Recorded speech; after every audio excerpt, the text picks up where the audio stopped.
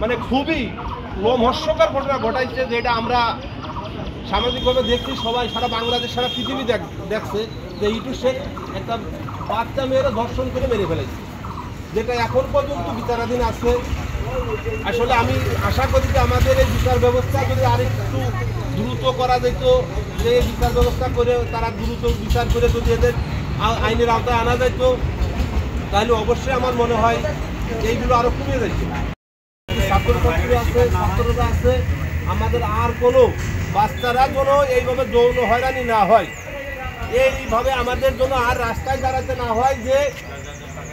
আমাদের এই বাচ্চাদের সাথে এই ঘটনা ঘটছে, ওই ঘটনা ঘটছে, এই ধর্ষণের একটা প্রতিষ্ঠা করা হয়েছে, ধর্ষণ হয়েছে, এই ধরনের ঘটনা যেন আর না ঘটে। এই জন্য আমাদের যারা অভিভাবক আছে, আমাদের যারা এলাকাবাসী আছে বা গ্রামবাসী, দেশবাসী, সবার কাছে আমার অনুরোধ, সবাই সতর্ক থাকবেন। আর এই ধরনের লোকরে কেউ কোথাও প্রশ্রয় দেবেন না, সে যে দলেরই হন, সে আওয়ামী লীগ করতে পারেন, বিএনপি করতে পারেন, জামাত করতে পারেন, যে দলেরই হন, এই ধরনের লোককে অবশ্যই কোনো আশ্রয় প্রশ্রয় আপনারা দেবেন না।